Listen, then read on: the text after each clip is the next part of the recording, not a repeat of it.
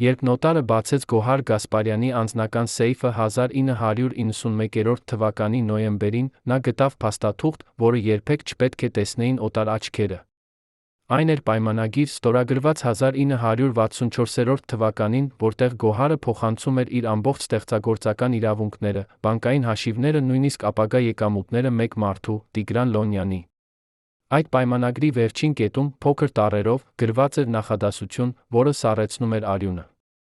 Կողմ հրաժարվում է իր իրավունքից միակողմանի լուծել սույն պայմանագիրը կամ վիճարկել դրա պայմանները ցանկացած դատական ատյանում։ Նոտարը, որը տասնամյակներ շարունակ աշխատել էր Երանում, տեսել էր բազմաթիվ փաստաթղթեր, հետագայում կպատմի. Ես երբեք չէի տեսել նման բան։ Դա չէր ամուսնական պայմանագիր։ Դա էր ստրկության ակտ, միայն թե իրավական լեզվով գրված։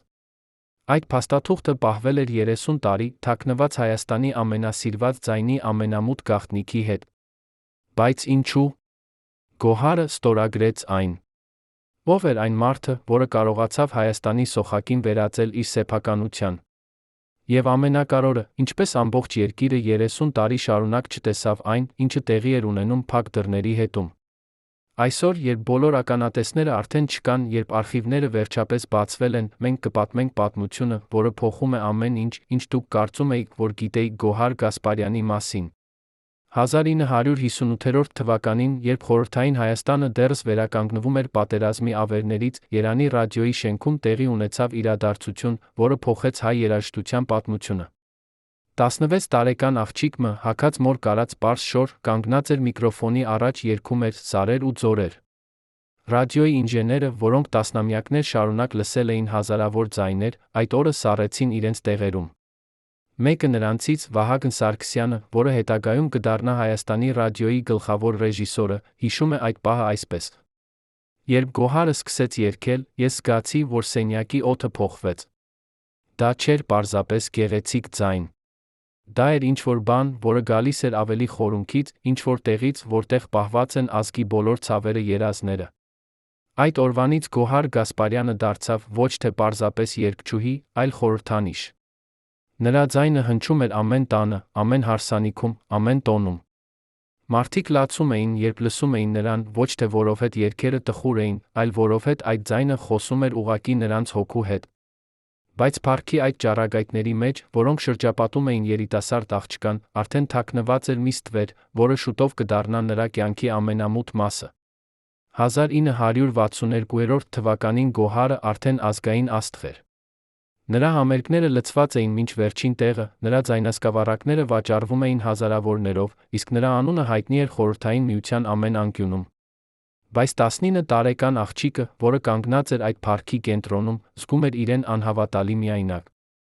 Նրա հայրը լքել էր ընտանիքը, երբ Գոհարը ընդամենը 3 տարեկան էր, աղջիկը մեծացել էր առանց տղամարդու պաշտպանության զգացման։ Նրա մայրը, Արփինե Գասպարյանը, աշխատում էր 3 տեղում միաժամանակ, որպեսզի կարողանա կերակրել 3 երեխաներին։ Գոհարը տեսնում էր, թե ինչպես է մայրը հյուծվում յուրաքանչյուր օրվա հետ։ Երբ փողերը սկսեցին գալ համերգներից, Գոհարը կարծում էր, որ վերջապես կարող է տալ մոր այն կյանքը, որին նա արժանի էր։ Բայց փողերը բերին նա ուշադրությունը բերեց մարդկանց, որոնք տեսնում էին Գոհարում ոչ թե աղջիկ, այլ հնարավորություն։ Այդ մարդկանցից մեկը էր Տիգրան Լոնյանը։ Տիգրանը առաջին անգամ հայտնվեց Գոհարի կյանքում 1963 թվականի աշնանը։ Նա չէր եղել երաժիշտ, ոչ էլ արտիստ։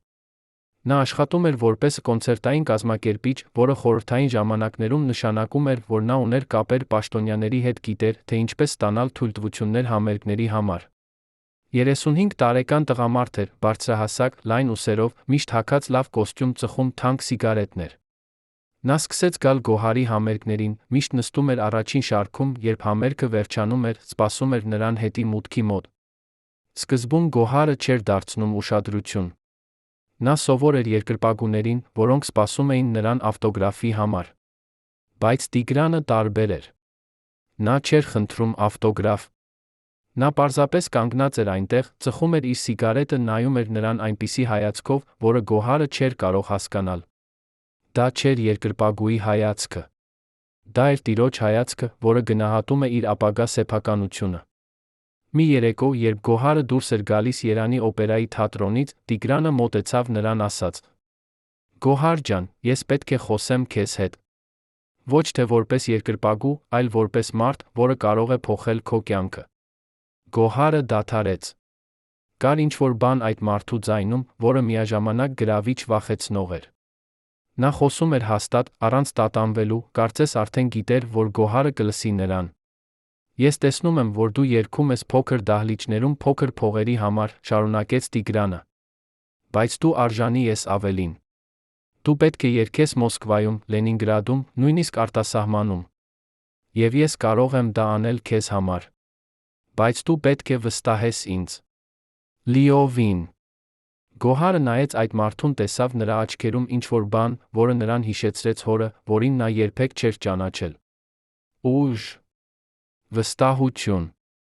պաշտպանություն։ Այն ամենը, ինչը նա երբեք չէր ունեցել։ Եվ այդ պահին, չգիտակցելով դրա հետանքները, Գոհարը ասաց այն բառը, որը կփոխեր նրա ամբողջ կյանքը. լավ։ Հաջորդ 6 ամիսների ընթացքում Տիգրանը դարձավ Գոհարի կյանքի անբաժանելի մասը։ Նա կազմակերպում էր նրա համերգները, բանակցում էր պայմանագրերի մասին, վարում էր նրա ֆինանսները։ Գոհարը, որը երբեք չէր հասկացել փողի կամ բիզնեսի մասին, երջանիկ էր, որ ինչ-որ մեկը հոգ էր տանում այդ ամենի մասին։ Նա կարող էր կենտրոնանալ միայն երգելու վրա, իսկ Տիգրանը կարգավորում էր մնացած ամեն ինչը։ Բայց Գոհարի մայրը, Արփինեն, տեսնում էր ինչ-որ բան, որը դուստրը չէր տեսնում։ Նա նկատեց, թե ինչպես Տիգրանը աստիճանաբար մեկուսացնում էր Գոհարին նրա հին ընկերներից։ Ինչպես նա միշտ ներկա էր, երբ Գոհարը հանդիպում էր ինչ-որ մեկի հետ։ Ինչպես նա սկսեց որոշել, թե ինչ հագուստ պետք է կրի Գոհարը, ինչ երգեր պետք է երգի, նույնիսկ ում հետ պետք է խոսի։ Մի երեկո Արփինեն նստեց դստեր հետ, ասաց. «Գոհար, ես անհանգստանում եմ այդ մարդու համար։ Նա շատ է վերահսկում քո կյանքը»։ Գոհարը ժպտաց պատասխանեց. «Մայրիկ, դու չես հասկանում։ Տիգրանը հոգ է տանում իմ մասին։ Նա միակ մարդն է, որը իսկապես հասկանում է ինձ»։ Արփինեն նայեց դստեր աչքերին, տեսավ այնտեղ ինչ-որ բան, որը սրտատրոփ արեց նրան։ Կույր հավատ։ Այն տեսակի հավատը, որը կարող է մարդուն տանել դեպի աղետ։ 1964 թվականի գարնանը Տիգրանը առաջարկեց Գոհարին ամուսնանալ։ Նա արեց դա ոչ թե ռոմանտիկ ճաշի ժամանակ կամ լուսնի լույսի ներքո, այլ իր գրասենյակում, նստած իր սեղանի հետում, ծխելով սիգարետ։ «Գոհար», ասաց նա, «մենք պետք է ամուսնանանք։ Ոչ թե որովհետև ես սիրում եմ քեզ, թե սիրում եմ, այլ որովհետև դա ճիշտ բիզնես որոշումն է։ Եթե դու ես իմ կինը, ես կարող եմ ավելի լավ պաշտպանել քեզ, ավելի լավ կազմակերպել քո կարիերան։ Մենք կդառնանք թիմ, ընտանիք, բիզնես»։ Գոհարը նստած էր, լսում էր այդ բառերը, որոնք ավելի շատ նման էին բիզնես ներկայացման, քան ամուսնության առաջարկի։ Բայց նա տեսավ Տիգրանի աչքերում ինչ-որ բան, որը նրան ասաց, որ մերժելը տարբերակ չէր։ Եվ մի մասը նրանից, այն մասը, որը դեռս փնտրում էր հորը, որին երբեք չէր ճանաչել, ուզում էր հավատալ, որ այս մարդը կարող է լինել նրա ամենը։ Նա ասաց. «Այո», Տիգրանը ժպտաց։ Բայց այդ ժպիտը չէր հասնում նրա աչքերին։ Հարսանիքը տեղի ունեցավ 3 շաբաթ անց, Երանի Սուրբ Գրիգոր Լուսավորիչ եկեղեցում։ Ամբողջ քաղաքը խոսում էր այդ իրադարձության մասին։ Հայաստանի սոխակը ամուսնանում էր։ Հարյուրավոր մարդիկ հավաքվել էին եկեղեցու դիմաց, ուզելով տեսնել իրենց սիրելի երգչուհուն հարսանեկան զգեստով։ Բայց եթե ուշադիր նայեիք լուսանկարներին, որոնք այդ օրը արվեցին, կտեսնեիք մանրամասներ, որոնք պատմում էին այլ պատմություն։ Գոհարի ժպիտը պարտադիր էր, նրա աչքերը դատարկ, իսկ նրա ձեռքերը, որոնք պահում էին ծաղկեփունջը, դողում էին այնպես, որ ծաղիկները թրթռում էին։ Տիգրանի ձեռքը, որը դրված էր Գոհարի իրանի վրա, ավելի շատ նման էր ոչ թե քնքուշ շոշափման, այլ սեփականատիրոջ կնիքի։ Հարսանիքից հետո հյուրերը գնացին ընդունելության, որը տեղի ունեցավ Երանի ամենամեծ ռեստորանում։ Այնտեղ էին բոլորը՝ երաժիշտներ, արտիստներ, պաշտոնյաներ։ Բոլորը խմում էին, պարում էին, շնորհավորում էին երիտասարդ զույգին։ Բայց Գոհարի ամենամոտ ընկերուհին, Ծիրանուշ Մարտիրոսյանը, նկատեց մի տարօրինակ բան։ Ամբողջ երեկոյի ընթացքում Տիգրանը ոչ մի անգամ չթողեց Գոհարին միայնակ։ Երբ ինչ-որ մեկը մոտենում էր նրան խոսելու, Տիգրանը անմիջապես հայտնվում էր նրանց կողքին։ Երբ Գոհարը ուզում էր գնալ զուգարան, Տիգրանը ուղեկցում էր նրան մինչ դուռը սպասում էր դրսում։ Սիրանույշը հետագայում կպատմի. Այդ երեկո ես հասկացա, որ Գոհարը չէր ամուսնացել։ Նա էր բանտարկվել։ Հարսանիքից հետո Գոհարը տեղափոխվեց Տիգրանի տուն, որը գտնվում էր Երանի Նոր Նորքի թաղամասում։ Այն մեծ տուն էր, երկհարկանի, բակով բարձր պարիսպներով։ Տիգրանը ասաց, որ պարիսպները անհրաժեշտ են անվտանգության համար, որպեսզի երկրպագուները չանհանգստացնեն Գոհարին։ Բայց Գոհարը շուտով հասկացավ, որ այդ պարիսպները պահում էին ոչ թե մարդկանց դրսում, այլ նրան ներսում։ Տունը միշտ մութ էր, նույնիսկ ցերեկը, որովհետև Տիգրանը պնդում էր, որ վարագույրները պետք է փակ լինեն։ Մարդիկ չպետք է տեսնեն մեր անձնական կյանքը, բացատրում էր նա։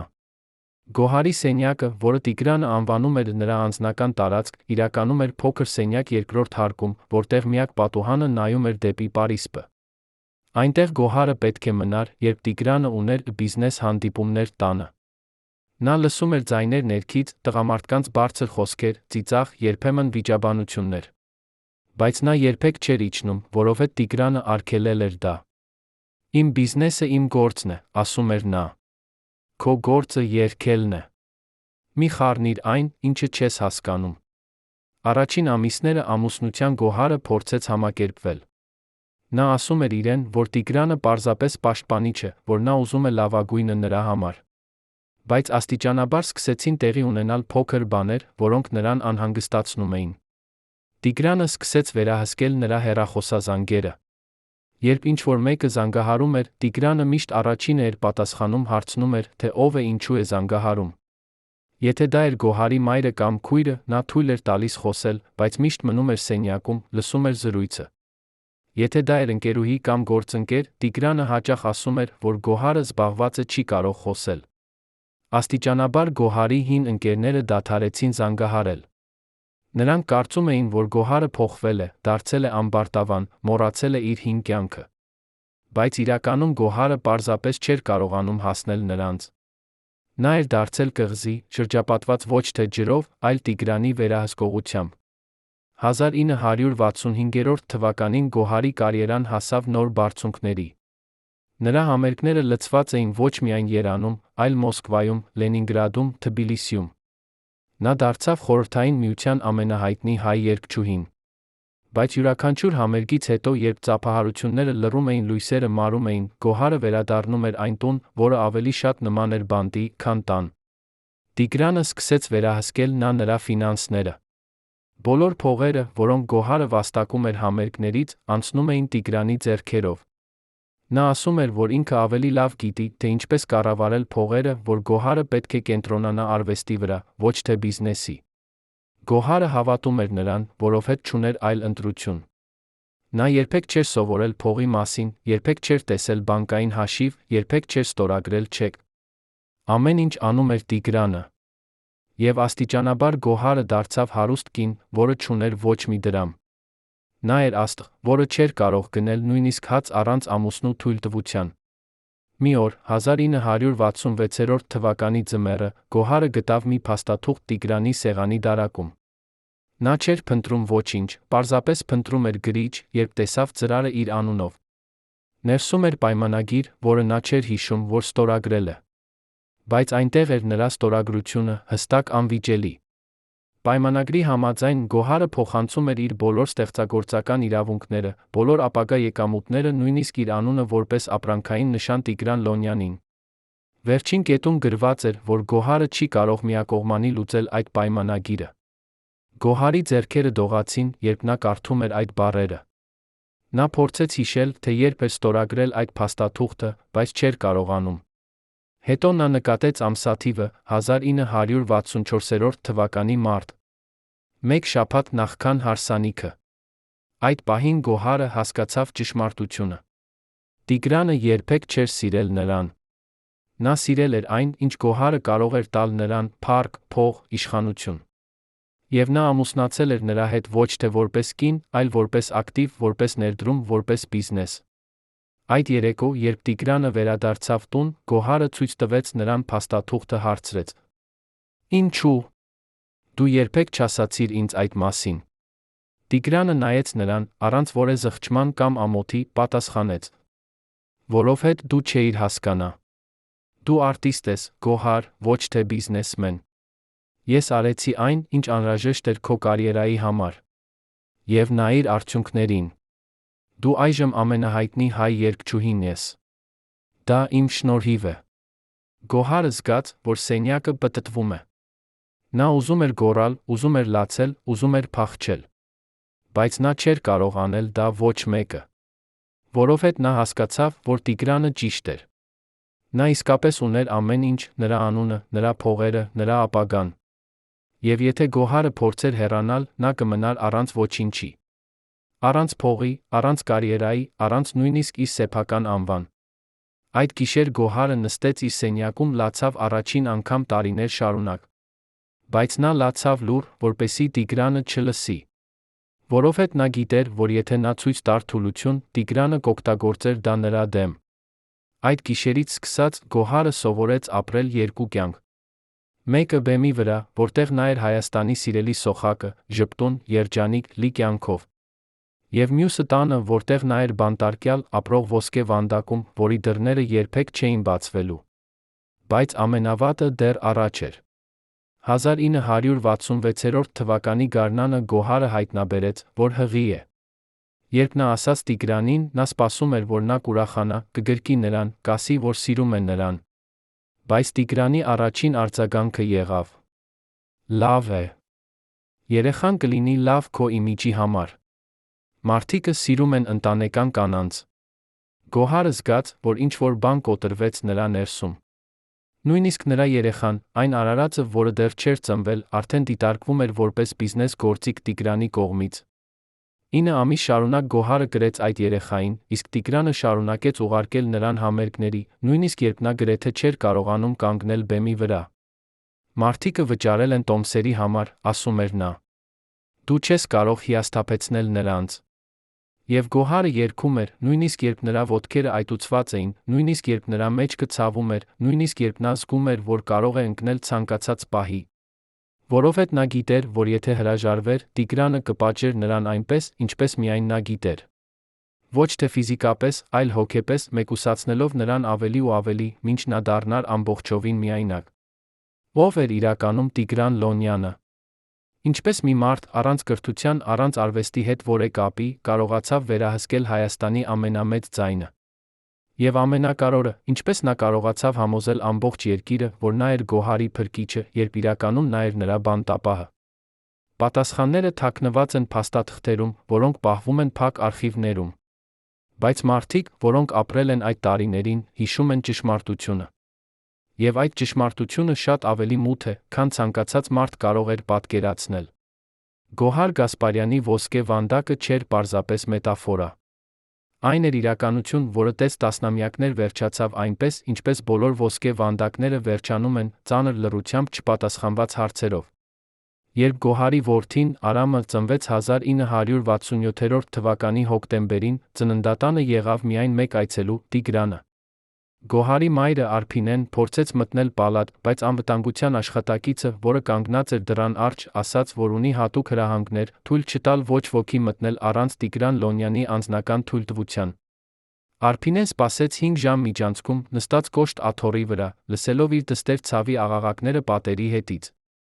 Երբ վերջապես Տիգրանը դուրս եկավ, հայտարարեց, որ ծնվել է տղա, Արփինեն փորձեց անցնել նրա կողքից, բայց Տիգրանը խցանեց ճանապարհը իր լայն մարմնով։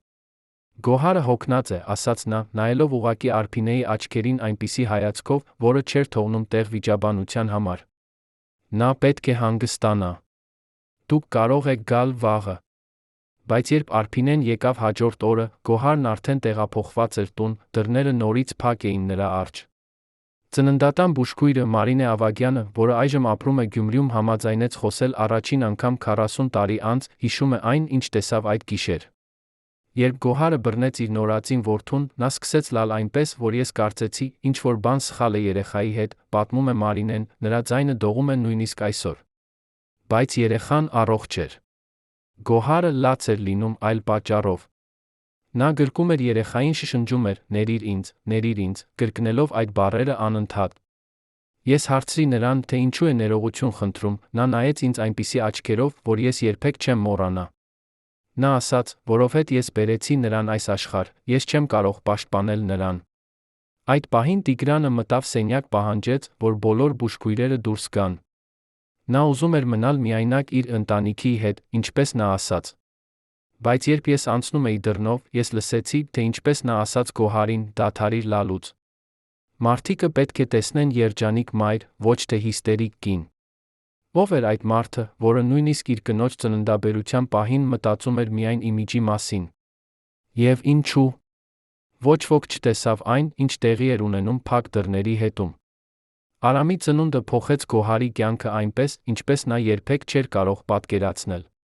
Առաջին անգամ տարիներ շարունակ նա զգաց ինչ-որ բան, որը պատկանում էր միայն նրան, ինչ-որ բան, որը Տիգրանը չէր կարող վերցնել։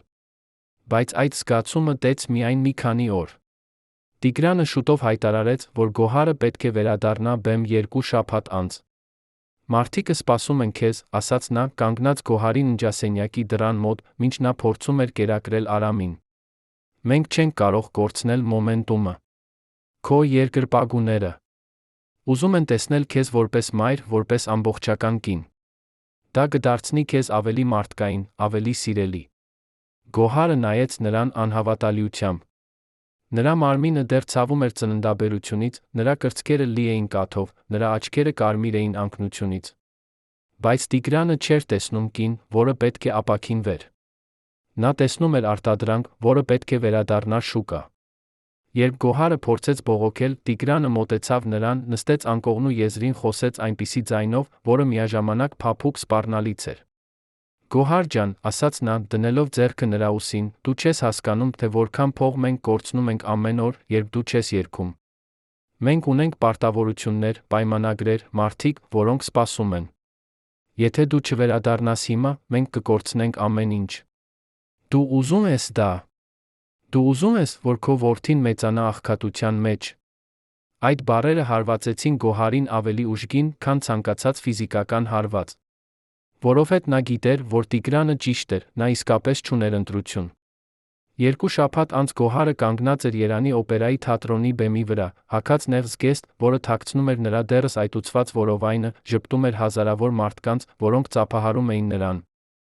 Նրանք չգիտեին, որ յուրաքանչյուր շարժում ցավ էր պատճառում նրան։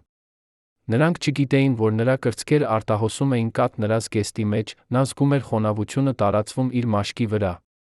Նրանք չգիտեին, որ նրա միակ մտքերը էին տանը, որտեղ նրա 2 շաբաթական որդին լաց էր լինում, նա չէր կարող լինել նրա կողքին։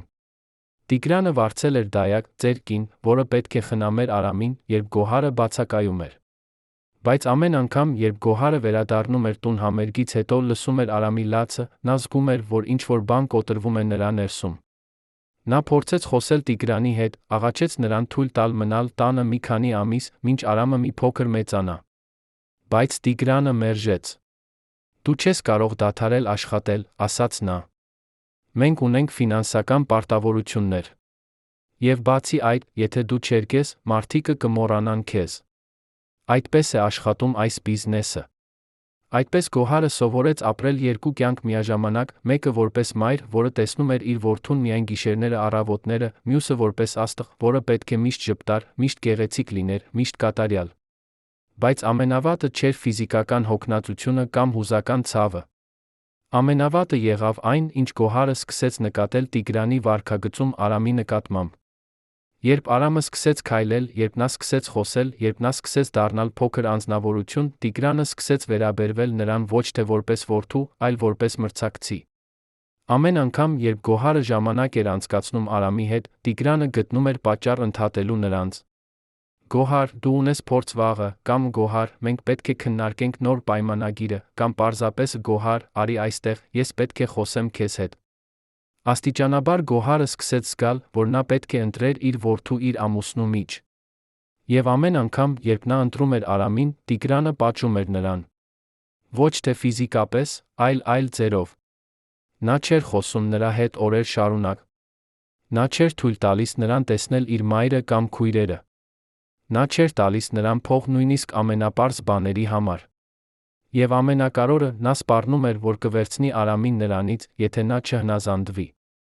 Մի մոռացիր, ասում էր նա, որ ես եմ այն մարդը, որն ունի բոլոր փաստաթղթերը, բոլոր փողերը, բոլոր կապերը։ Եթե դու փորձես հեռանալ, ես կվերցնեմ Արամին, դու երբեք չես տեսնի նրան։ Այդ սպառնալիքը բավական էր Գոհարին պահելու տեղում։ Որովհետև նա գիտեր, որ Տիգրանը չէր սպառնում դատարկ։ Նա ուներ իշխանություն, ուներ փող, ուներ կապեր դատավորների, միլիցիայի, նույնիսկ պաշտոնյաների հետ։ Եթե նա ուզեր, նա կարող էր ցույց տալ Գոհարին որպես անկարող մայր, որպես հիստերիկ կին, որպես մարդ, որը չէր կարող խնամել երեխա։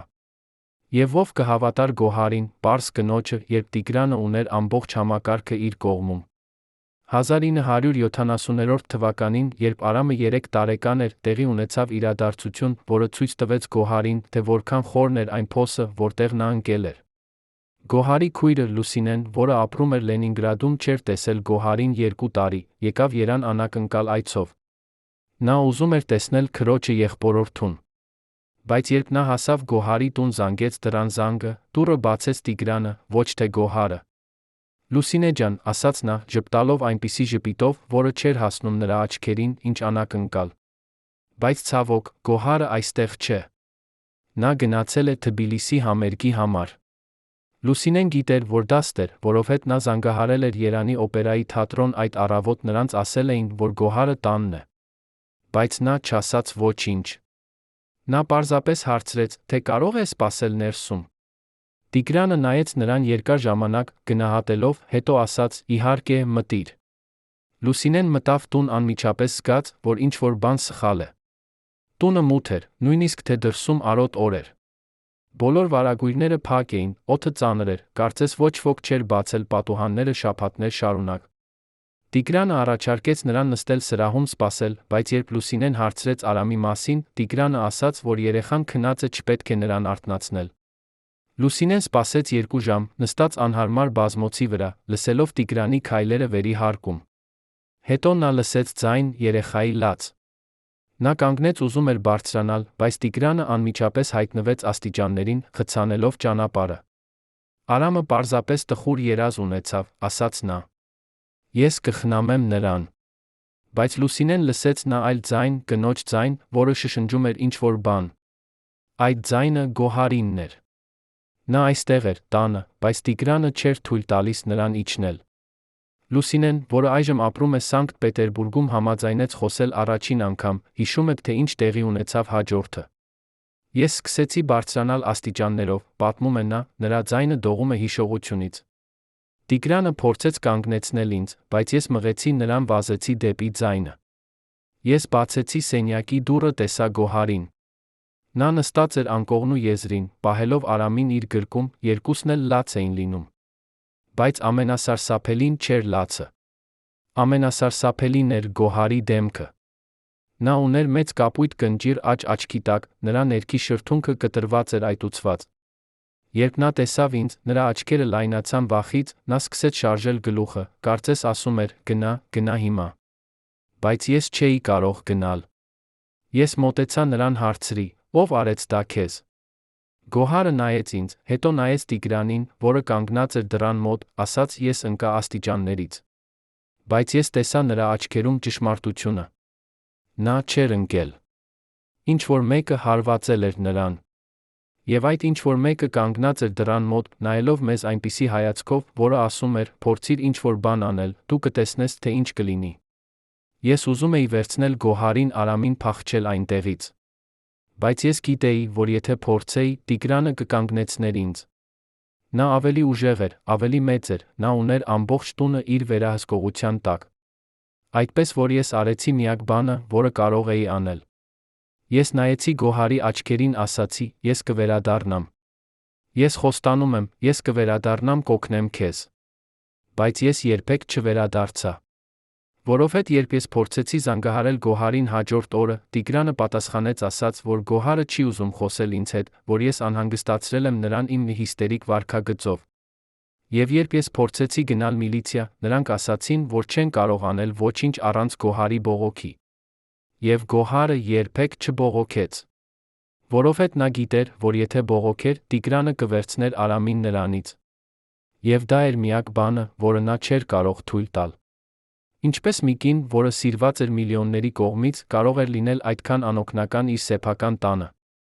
Ինչպես ամբողջ երկիրը, որը երգում էր նրա երգերը, չէր տեսնում նրա ցավը։ Պատասխանը պարզ է միաժամանակ սարսափելի։ Խորհրդային համակարգում կանայք չունեին իրավունքներ, որոնք այսօր մենք համարում ենք ինքնըստինքյան։ Ամուսնական բռնությունը չէր համարվում հանցագործություն։ Կինը համարվում էր ամուսնու սեփականությունը, այն, ինչ տեղի էր ունենում փակ դռների հետում, մնում էր փակ դռների հետում։ Բայց Գոհարի դեպքում կար նա մեկ այլ գործոն՝ Տիգրանի կապերը։ Նա ուներ ընկերներ միլիցիայում, դատարաններում, նույնիսկ մշակույթի նախարարությունում։ Այդ մարդիկը պարտք ունեին նրան, կամ վախենում էին նրանից, կամ շահագրգռված էին նրա բիզնեսներում։ Եվ երբ ինչ-որ մեկը փորձում էր օգնել Գոհարին, այդ մարդիկը միջամտում էին, լռեցնում էին ցանկացած ձայն։ Այդպես էր, որ Գոհար Գասպարյանը, Հայաստանի ամենահզոր ձայնը, դարձավ ամենաանզոր կինը։ Նա կարող էր երգել հազարավոր մարդկանց առջ, բայց չէր կարող խոսել իր սեփական տանը։ Նա կարող էր շարժել սրտերը իր երաժշտությամբ, բայց չէր կարող փրկել իր սեփական կյանքը։ 1972 թվականին Գոհարի մայրը, Արփինեն, մահացավ սրտի կաթվածից։ Նա էր 61 տարեկան, բայց նրա մարմինը հյուծված էր տարիների աշխատանքից անհանգստությունից իր դստեր համար։ Վերջին ամիսները նա ապրել էր Գոհարի տանը, որովհետև նա չէր կարող այլս խնամել իրեն։ Այդ ամիսների ընթացքում Արփինեն տեսավ այն, ինչ ոչ ոք չէր տեսել։ Նա տեսավ, թե ինչպես Տիգրանը վերաբերվում էր Գոհարին, երբ չկային օտար աչքեր։ Նա լսեց սպառնալիքները, տեսավ վախը, զգաց այն լարվածությունը, որը միշտ ներկա էր այդ տանը։ Եվ նա որոշեց անել ինչ-որ բան։ Նա սկսեց գրել ամեն ինչ, ինչ տեսնում լսում էր։ Ամեն ինցիդենտ, ամեն սպառնալիք, ամեն անգամ, երբ Գոհարը հայտնվում էր կնճիռներով կամ արցունքներով։ Նա պահում էր այդ գրառումները փոքրիկ տետրակում, որը թաքցնում էր իր բարձի տակ։ Նրա պլանը եղավ հավաքել բավական ապացույցներ, հետո գնալ Մոսկվա, ուղղակի Խորհրդային Միության կանանց կոմիտե, շրջանցելով տեղական իշխանությունները, որոնք Տիգրանի գրպանում էին։ Բայց Արփինեն չհասավ իրականացնել իր պլանը։ Մի առավոտ, երբ Գոհարը գնացել էր փորձի, Տիգրանը գրասենյակում էր, Արփինեն զգաց սուր ցավ կրծքավանդակում։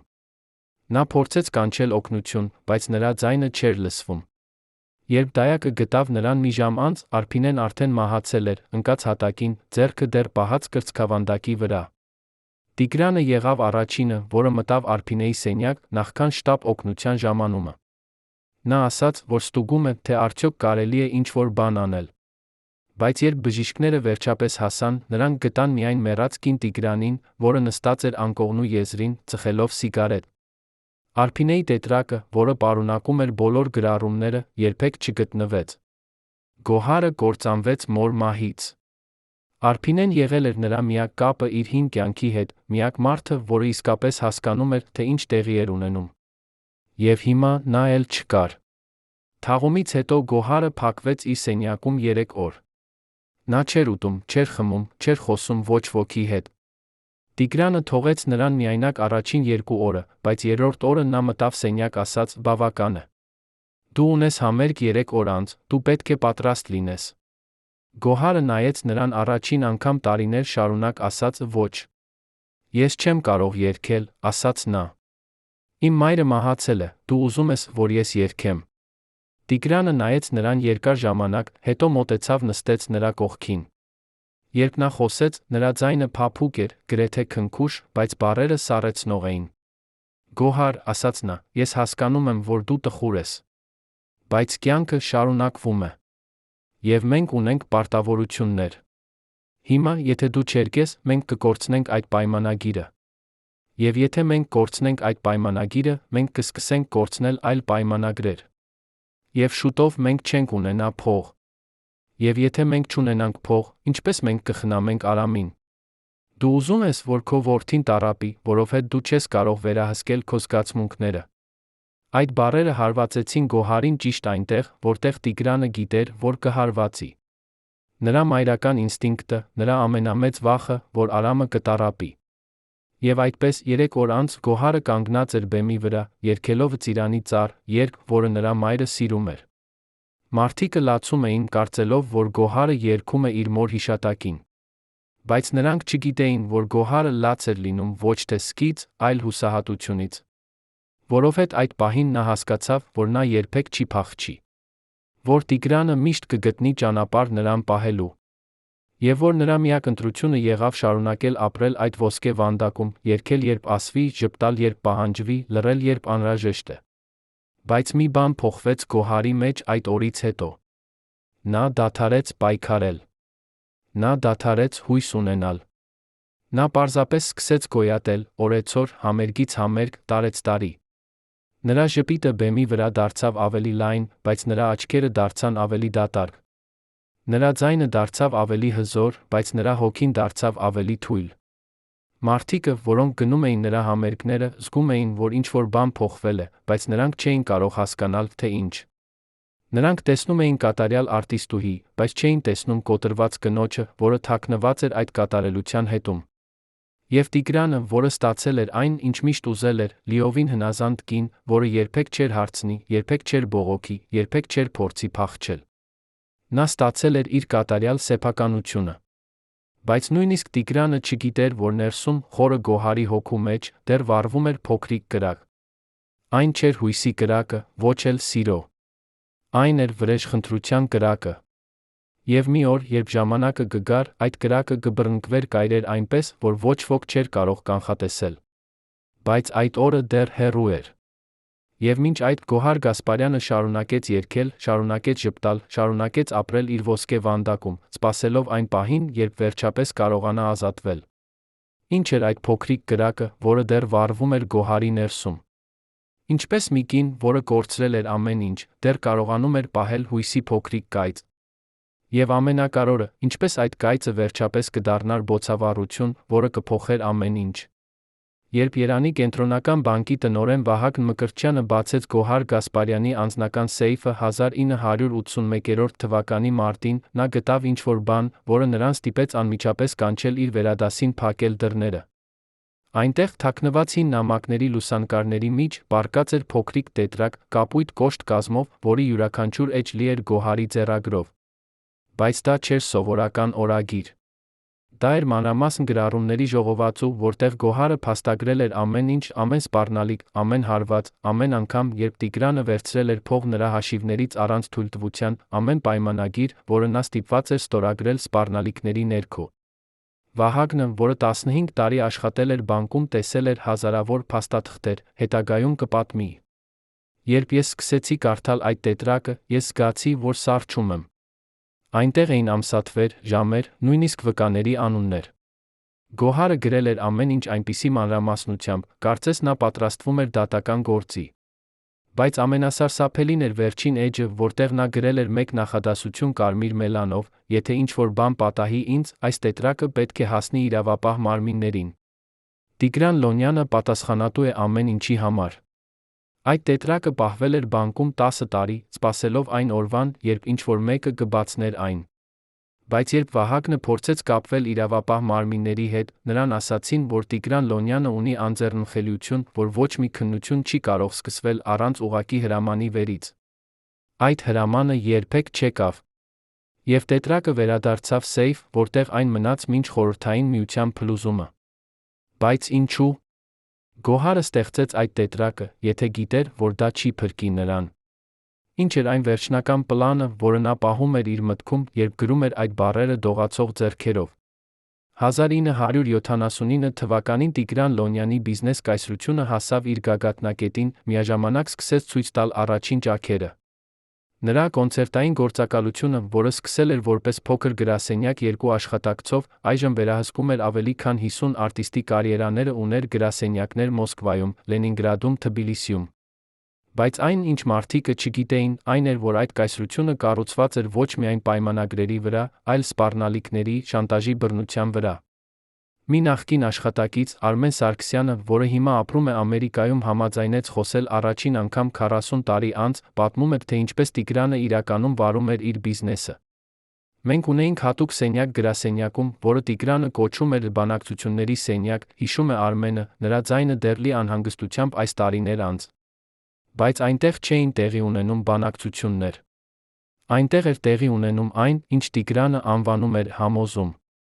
Երբ արտիստը հրաժարվում էր ստորագրել պայմանագիր կամ փորձում էր խախտել գործող պայմանագիրը, Տիգրանը հրավիրում էր նրան այդ սենյակ։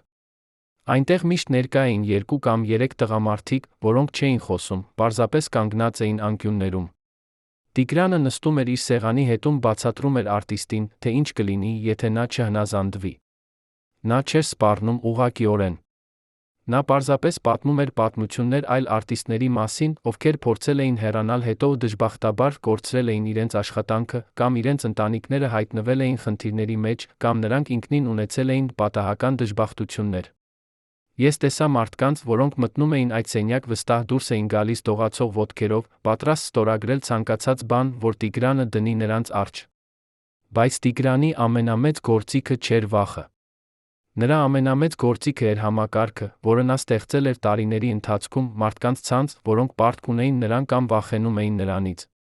Այդ ցանցը ներառում էր միլիցիայի սպաներ, ովքեր չէին նկատում որոշակի բողոքներ, դատավորներ, ովքեր միշտ որոշում էին Տիգրանի օգտին, նախարարության պաշտոնյաներ, ովքեր տալիս էին անհրաժեշտ թույլտվությունները, նույնիսկ բժիշկներ, ովքեր գրում էին ճիշտ եզրակացություններ, երբ անհրաժեշտ էր։ Ամեն մեկը, ով կարող էր օգտակար լինել, ամեն մեկը, ով կարող էր վնասել, ամեն մեկը, ով կարող էր լռել, երբ պետք է խոսել։ Եվ այդ ցանցի կենտրոնում նստած էր Տիգրանը, ինչպես սարդ իր ցանցում, զգալով ամեն թրթռոց, վերահսկելով ամեն շարժում։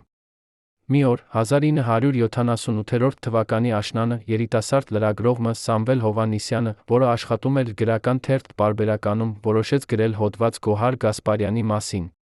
Նա ուզում էր պատմել ոչ թե սովորական պատմությունը հայտնի երգչուհու մասին, այլ իրական պատմությունը կնոջ մասին, որը թաքնված էր փառքի հետում։ Սամվելը սկսեց հարցազրույցներ վերցնել Գոհարի հին ընկերներից, գործընկերներից, մարդկանցից, ովքեր ճանաչում էին նրան նախքան Տիգրանի հայտնվելը։ Եվ աստիճանաբար նա սկսեց լսել պատմություններ, որոնք նրան անհանգստացրին։ Պատմություններ մեկուսացման մասին, վերահսկողության մասին, վախի մասին։ Երբ Սամվելը փորձեց հարցազրույց վերցնել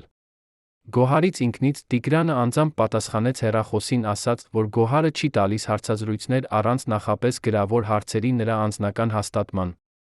Սամվելը ուղարկեց հարցերը, բայց երբեք չստացավ պատասխան։ Երբ նա փորձեց կապվել Գոհարի հետ ուղղակիորեն, նա հայտնաբերեց, որ նրա հեռախոսահամարը փոխվել է, նոր համարը ոչ ոք չգիտի։ Սամվելը չհանձնվեց։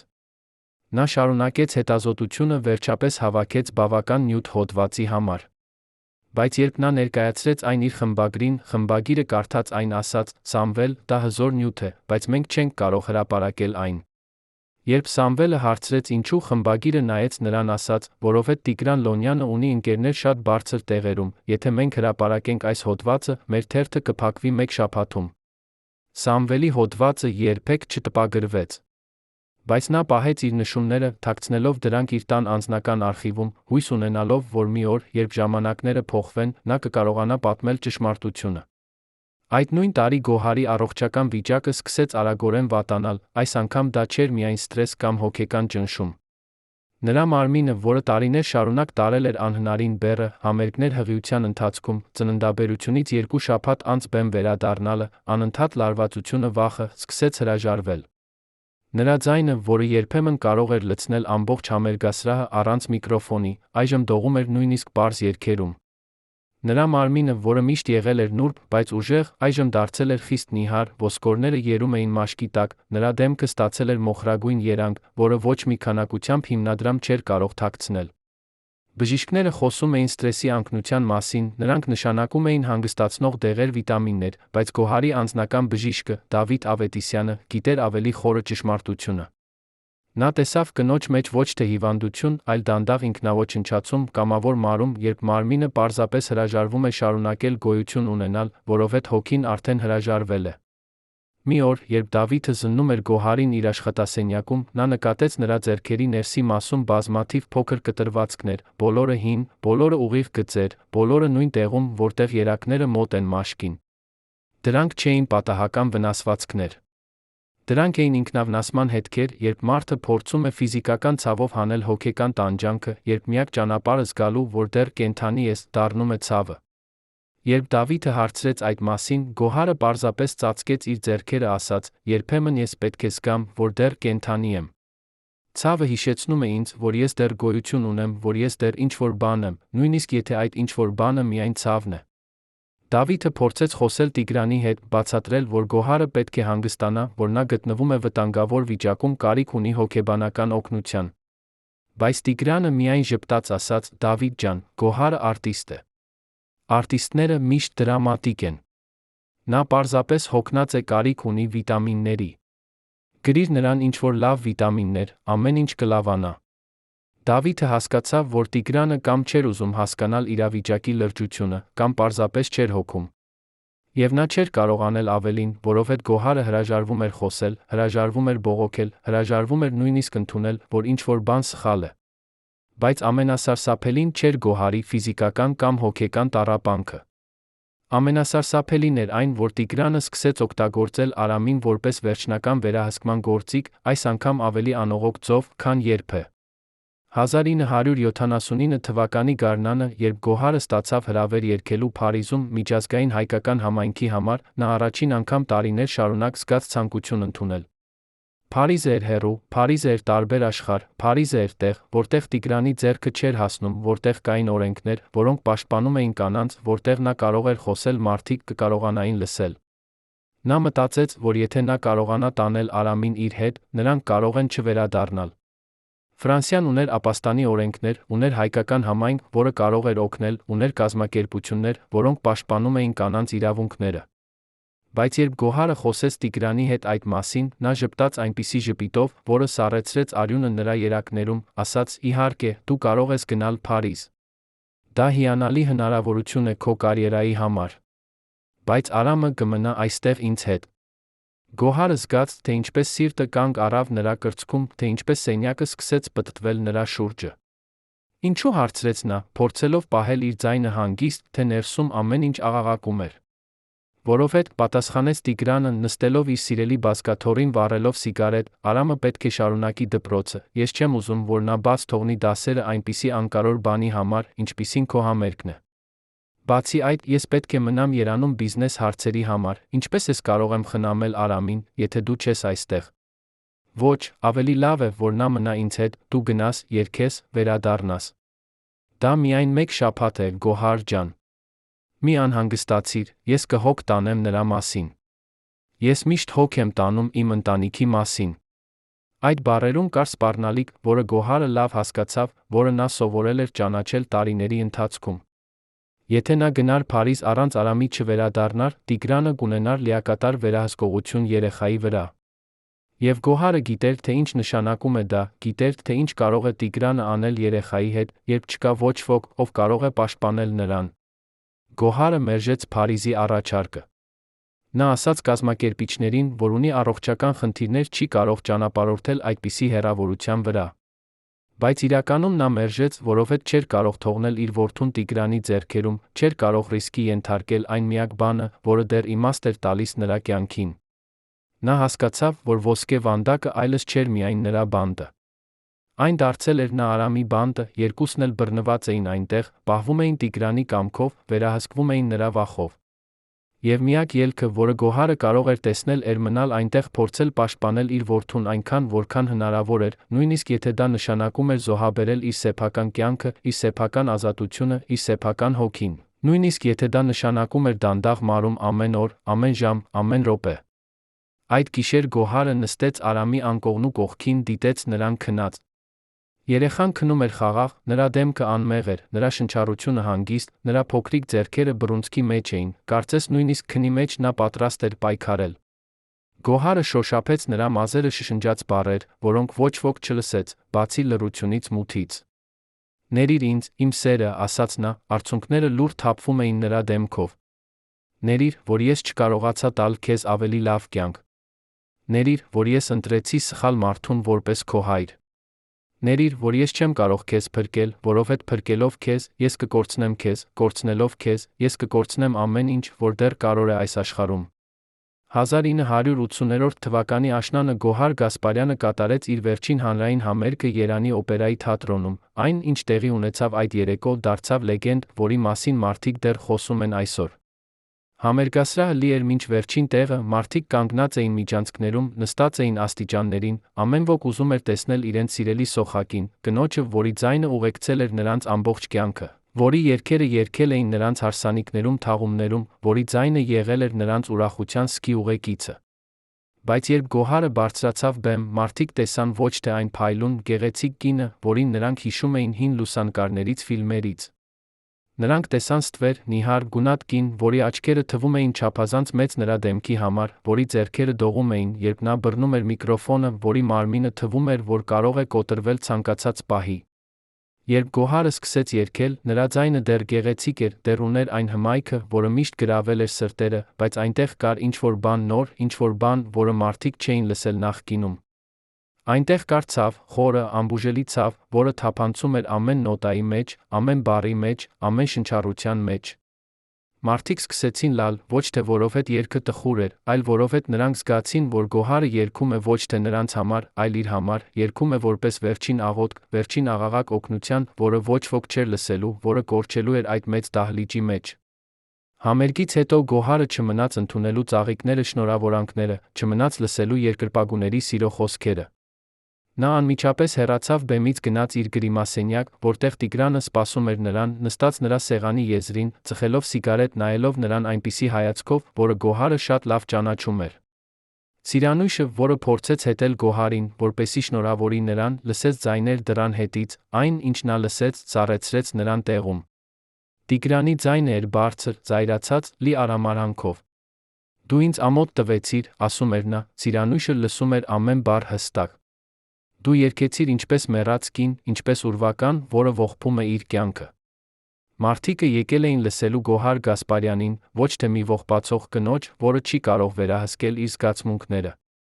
Գոհարի ձայնը էր հանգիստ, գրեթե անտարբեր, այնպիսի ձայն, որը գալիս է, երբ մարդը այլս չունի ուժ պայքարելու։ Ես երգեցի այնպես, ինչպես կարող էի, ասաց նա։ Եթե դու չես Գոհ, գտիր ուրիշ մեկին, որը կերքի քեզ համար, գտիր ուրիշ մեկին, որը կլինի քո կատարյալ մարիոնետը։ Կար լռություն, հետո սուր ձայն, ապտակի ձայն, հետո ինչ-որ բանի ընկնելու ձայն։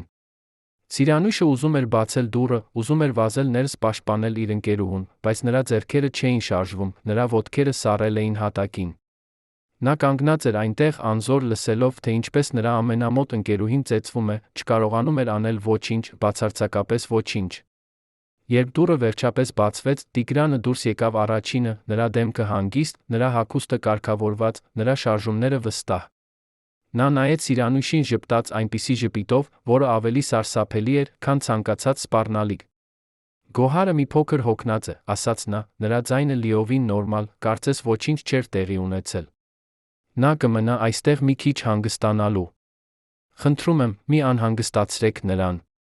Երբ Ծիրանույշը վերջապես համարձակվեց մտնել սենյակ մի ժամ անց, նա տեսավ Գոհարին նստած անկյունում, նրա դեմքը թաքնված ձեռքերի մեջ, նրա ուսերը դողում էին։ Բայց երբ Ծիրանույշը մոտեցավ, շոշափեց նրա ուսը, Գոհարը բարձրացրեց գլուխը, Ծիրանույշը տեսավ ոչ թե արցունքներ, այլ դատարկություն։ Լիակատար, սարսափելի դատարկություն, աչքեր, որոնք նայում էին, բայց ոչինչ չէին տեսնում, դեմք, որը շարժվում էր, բայց ոչինչ չէր արտահայտում։ Այդ գիշերից հետո Գոհար Գասպարյանը երբեք այլս չբարձրացավ հանրային բեմ, երբեք այլս չերգեց հազարավոր մարդկանց առջ։ Նա հրաժարվեց բոլոր առաջարկներից, բոլոր հրավերներից, բոլոր պայմանագրերից։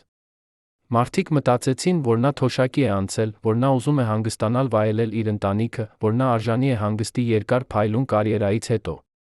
Բայց իրականում Գոհարը պարզապես դադարեց գոյություն ունենալ որպես հանրային անձ։ Նա դարձավ ուրվական կին, որը ապրում էր իր տանը, հազվադեպ դուրս էր գալիս, հազվադեպ էր խոսում, հազվադեպ էր տեսնվում նույնիսկ իր ամենամոտ ընկերների կողմից։ Նրա ընկերները փորձեցին այցելել, բայց Տիգրանը միշտ գտնում էր պատճառներ, որպեսզի նրանք չմտնեն։ Գոհարը հիվանդ է, Գոհարը քնած է, Գոհարը չի ուզում տեսնել ոչ ոքի, Գոհարը պետք է հանգստանա։ Եվ դանդաղ, շատ դանդաղ, Գոհար Գասպարյանը անհետացավ հանրային հիշողությունից։ Մարդիկ դեռ հիշում էին նրա երգերը, դեռ երգում էին դրանք իրենց տներում, տոներում, բայց նրանք մոռացան կնոջը։ Նա դարձավ լեգենդ, ոչ թե իրական մարդ, դարձավ ձայն առանց դեմքի, անուն առանց պատմության։ Եվ այդ էր ճիշտ այն, ինչ Տիգրանը ուզում էր։ Որովհետև լեգենդները չեն խոսում, լեգենդները չեն բողոքում, լեգենդները չեն պատմում ճշմարտությունը։ Լեգենդները պարզապես գոյություն ունեն հիշողության մեջ, անվնաս, վերահսկելի, անվտանգ, կատարյալ։ Բայց Գոհարը չէր լեգենդ։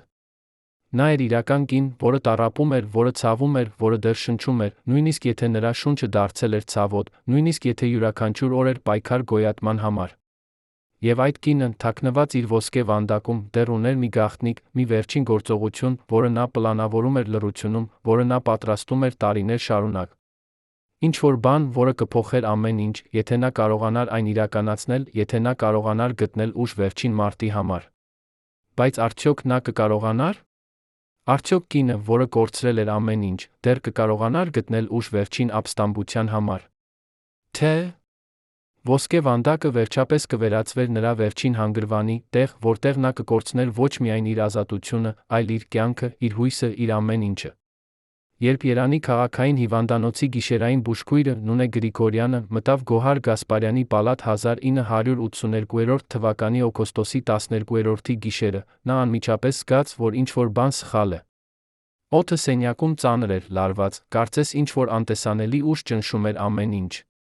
Գոհարը նստած էր իր անկողնում, աչքերը բաց, նայելով դեպի պատուհանը, որտեղ Երանի գիշերային լույսերը թարթում էին հեռվում։ Բայց ամենատարօրինակը չէր Գոհարի դիրքը կամ նրա հայացքը։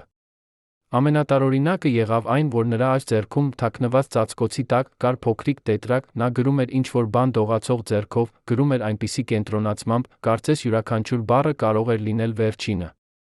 Երբ Նունեն մոտեցավ ստուգելու ջերմաստիճանը, Գոհարը արագ փակեց տետրակը, թաքցրեց այն բարձի տակ, բայց ոչ այնքան արագ, որ Նունեն չնկատեր։ Հետագայում, երբ Նունեն համաձայնեց խոսել առաջին անգամ 40 տարի անց, նա կպատմեր. Ես տեսա նրա աչքերում ինչ-որ բան այդ գիշեր, ինչ-որ բան, որը ինձ սարսափեցրեց ավելի, քան ցանկացած հիվանդություն։ Դա չէր վախ, ոչ էլ ցավ։ Դա էր որոշում, վերջնական, անդառնալի որոշում, որը մարդը կայացնում է, երբ այլս չունի այլ ընտրություն։ Այդ գիշեր Գոհարը գրեց իր վերջին խոսքերը այդ տետրակում, բառեր, որոնք նա երբեք չէր ասել բարձրաձայն, ճշմարտություններ, որոնք նա երբեք չէր համարձակվել բացահայտել, անուններ, ամսաթվեր, տեղեր, ամեն ինչ, ինչ նա հիշում էր տարիների ընթացքում։ Նա գրեց, թե ինչպես Տիգրանը ստիպել էր նրան ստորագրել այն պայմանագիրը, որը վերցրել էր նրա ամբողջ կյանքը, թե ինչպես նա օգտագործել էր Արամին որպես գործիք վերահսկման, թե ինչպես նա ստեղծել էր համակարգ, որը անհնար դարձրեց փախուստը։ Եվ վերջում, վերջին էջում, նա գրեց մեկ նախադասություն կարմիր մելանով, այնպիսի ուժով, որ թուղթը գրեթե պատռվեց. Եթե ես մեռնեմ, իմացեք, որ դա չէր պատահական։ Տիգրան Լոնյանը սպանեց ինձ, ոչ թե դանակով կամ թույնով, այլ օրեցօր, տարեցտարի, վերցնելով ամեն ինչ, ինչ դարձնում էր ինձ մարդ, մինչ ոչինչ չմնաց, բացի դատարկ թաղարանից, որը դեռ շնչում էր, բայց այլս չէր ապրում։ 1982 թվականի սեպտեմբերի 15-րդ օրը, երբ Երանը դեռ քնած էր առավոտյան վաղ ժամերին, Գոհար Գասպարյանի սիրտը կանգ առավ, նրա ճանապարհը այս աշխարհում ավարտվեց այնպես, ինչպես նա միշտ վախենում էր, միայնակ, մութ սենյակում, առանց որևէ մեկի, ով կարող էր պահել նրա ձեռքը, առանց որևէ մեկի, ով կարող էր լսել նրա վերջին բառերը։ Պաշտոնական տարբերակով, բնական մահ, սրտի անբավարարություն, որը եղել էր սպասելի հաշվի առնելով նրա առողջական վիճակը տարիների լարվածությունը։ Բժիշկները, որոնք եկան ստուգելու մարմինը, գրեցին իրենց զեկույցները հեռացան, ոչ ոք չհարցրեց, թե ինչու Գոհարը մահացել էր միայնակ, առանց որևէ մեկի կողքին, ինչու Տիգրանը, որը միշտ պնդում էր, որ հոգ է տանում իր կնոջ մասին, չէր եղել տանը այդ գիշեր։ Ինչու Գոհարի դեմքը, երբ նրանք գտան նրան, ուներ ոչ թե ցավի արտահայտություն, այլ խաղաղություն, գրեթե թեթացում, կարծես վերջապես նա ազատվել էր ինչ-որ բանից, որը տարիներ շարունակ ճնշել էր նրան։ Թաղումը տեղի ունեցավ 3 օր անց Երանի տոկմաղի գերեզմանատանը, հազարավոր մարդիկ եկան հրաժեշտ տալու Հայաստանի սիրելի սոխակին։ Նրանք բերեցին ծաղիկներ, նրանք լացեցին, նրանք երգեցին նրա երգերը, բայց ոչ ոք չգիտեր ճշմարտությունը, ոչ ոք չգիտեր, որ այդ կինը, որին նրանք սիրում էին, տարիներ շարունակ ապրել էր ոսկե վանդակում, որ նրա ժպիտները բեմի վրա եղել էին դիմակներ, որ նրա երգերը եղել էին աղաղակներ օգնության, որոնք ոչ ոք չէր լսել։ Տիգրան Լոնյանը կանգնած էր գերեզմանի կողքին, կոստյումով, սակնոցներով, որոնք թաքցնում էին նրա աչքերը, նա ընդունում էր ցավակցությունները հանգիստ արժանապատվությամբ, խոսում էր այն մասին, թե որքան նա սիրում էր իր կնոջը, թե որքան նա կկարոտի նրան։ Մարդիկ գրկում էին նրան, ասում էին, որ նա ուժեղ մարդ է, որ նա պետք է լինի ուժեղ իր որդու համար։ Բայց Սիրանույշը, որը կանգնած էր հեռվում, դիտում էր Տիգրանին, տեսավ ինչ-որ բան, որը ուրիշները չտեսան։ Նա տեսավ, թե ինչպես նրա շրթունքները թեթակի բարձրացան, երբ նա կարծում էր, որ ոչ ոք չի նայում, տեսավ, թե ինչպես նրա ուսերը թեթացան, կարծես ծանր բեռ էր հանվել նրանցից։ Եվ նա հասկացավ սարսափելի ճշմարտությունը, Տիգրանը չէր զգում, Տիգրանը ազատվել էր, Գոհարի մահը չէր եղել ողբերգություն նրա համար, այն եղել էր լուծում, վերջնական լուծում խնդրի, որը դարձել էր չափազանց բարդ, չափազանց վտանգավոր։ Թաղումից հետո կյանքը շարունակվեց։ Տիգրան Լոնյանը շարունակեց իր բիզնեսը, նույնիսկ ավելի հաջող, քան նախկինում, նա դարձավ հարգված մարդ, բարեգործ, որը նվիրաբերում էր փոխմշակութային ծրագրերին, որը օգնում էր երիտասարդ արտիստներին։ Մարդիկ մոռացան կամ երբեք չիմացան, թե ինչպես նա վարվել էր Գոհարի հետ, նրանք տեսնում էին միայն հաջող բիզնեսմենին, ողբերգական այրին, որը կորցրել էր իր սիրելի կնոջը։ Արամ Լոնյանը մեծացավ իր հոր ստվերում, լուռ, փակ տղա, որը հազվադեպ էր ժպտում, որը հազվադեպ էր խոսում, նա ավարտեց դպրոցը, մտավ համալսարան, սովորեց տնտեսագիտություն, արեց ամեն ինչ, ինչ նրա հայրը ուզում էր, բայց նրա աչքերում միշտ կար ինչ-որ բան, որը խոսում էր չլսված ցավի մասին, չպատմված պատմության մասին։ Երբ Արամը դարձավ 18 տարեկան, նա հիշեց մոր վերջին խոսքերը, գնաց իր հին սենյակ, որը այժմ օգտագործվում էր որպես պահեստ, փնտրեց իր հին անկողնու տակ, ծրարը դեռ այնտեղ էր, թաքնված խավարում, սպասելով տարիներ շարունակ։ Արամը վերցրեց այն դողացող ձեռքերով, գնաց իր նոր սենյակ, որտեղ նա փակեց դուռը, բացեց ծրարը։ Ներսում կար նամակ 10H, գրված Գոհարի նուրբ ձեռագրով, փաստաթղթերի փաթեթ, բանկային հաշիվներ, պայմանագրեր, բժշկական զեկույցներ, լուսանկարներ։ Արամը կարդաց նամակը մի շնչով, ամեն բառ էր ինչպես դանակի հարված նրա սրտին։ Նա կարդաց, թե ինչպես նրա մայրը հանդիպել էր նրա հորը, թե ինչպես սերը դանդաղ վերածվել էր բանտարկության, թե ինչպես նա փորձել էր փախչել, չկարողացել էր, նա կարդաց վերջին բառերը, որոնք կոտրեցին նրան։ Ամբողջովին։ Արամ, իմ սիրելի որդի, ես գիտեմ, որ այս ճշմարտությունը կցավեցնի քեզ, ես գիտեմ, որ դու կզգաս, թե ինչպես քո աշխարհը փլատակվում է, բայց ես ուզում եմ, որ դու իմանաս, որ դու ոչինչ մեղավոր չես այս ամենում, դու ծնվել ես սիրուց։ Նույնիսկ եթե այդ սերը դարձավ ինչ-որ այլ բան, դու ունես ընտրություն, որը ես երբեք չունեցա, դու կարող ես ընտրել, թե ինչպիսի մարդ դառնալ, խնդրում եմ, ընտրիր լույսը, ոչ թե խավարը, ընտրիր սերը, ոչ թե վախը, եթե դու երբեք կարող ես, պատմիր ճշմարտությունը, ոչ թե վրեժխնդրության համար, այլ որպեսզի ուրիշ կանայք չապրեն այն, ինչ ես ապրեցի։ Արամը նստեց իր սենյակում ամբողջ գիշեր, պահելով այդ նամակը իր ձեռքերում, լալով առաջին անգամ իր մոր մահից հետո, նա հասկացավ, որ ամբողջ իր կյանքը եղել էր ստախոսություն, որ մարդը, որին նա անվանում էր հայր, իրականում եղել էր տիրան, որը տանջել էր նրա մորը մինչ մահ, նա հասկացավ, որ նրա մայրը մնացել էր այդ ոսկե վանդակում ոչ թե իր համար, այլ նրա, Արամի համար, որպեսզի պաշտպանի նրան այն մարդուց, որը պետք է սիրեր նրան։ Եվ նա կայացրեց որոշում։ Նա չէր պատմելու ճշմարտությունը հիմա, ոչ թե որովհետև վախենում էր, այլ որովհետև նա գիտեր, որ համակարգը, որը պաշտպանել էր Տիգրանին, դեռ գոյություն ուներ։ Նա սպասեց, սովորեց, աշխատեց, դարձավ անկախ։ Եվ երբ Տիգրան Լոնյանը մահացավ 1999 թվականին, հարուստ, հարգված, շրջապատված մարդկանցով, ովքեր գովաբանում էին նրան որպես մեծ մարդ, Արամը վերցրեց իր մոր նամակը, փաստաթղթերը տարավ դրանք լրագրողի, որին նա վստահում էր։ Պատմությունը հրապարակվեց 1991 թվականին, երբ Խորհրդային Միությունը արդեն փլատակվում էր, երբ հին համակարգը արդեն կորցնում էր իր ուժը, մարդիկ կարդացին այն, սարսափեցին։ Ոմանք հավատացին, ոմանք ժխտեցին, բայց ճշմարտությունը դուրս եկավ, վերջապես, տարիներ շարունակ լռությունից հետո։ Գոհար Գասպարյանի պատմությունը դարձավ խորհրդանիշ այն բոլոր կանանց համար, ովքեր ապրել են ոսկե վանդակներում, ովքեր տառապել են լռությամբ, ովքեր մահացել են առանց ճշմարտությունը պատմելու։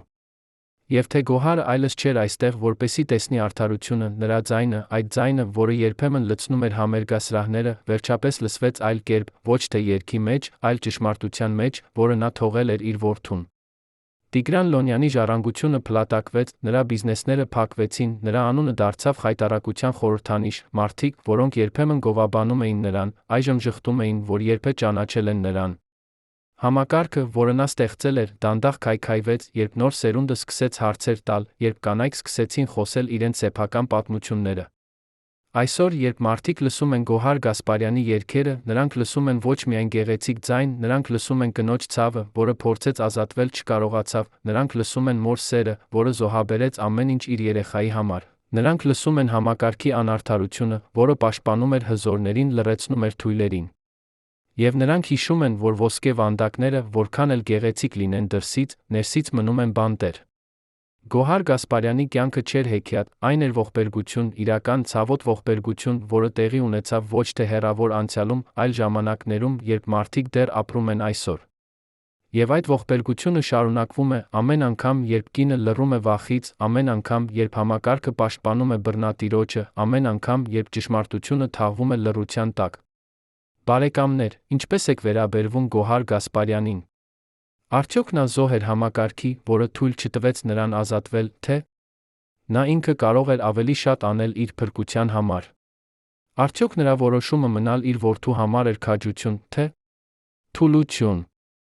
Եվ ամենակարևորը, արդյոք մենք որպես հասարակություն սովորել ենք ինչ-որ բան նրա պատմությունից, թե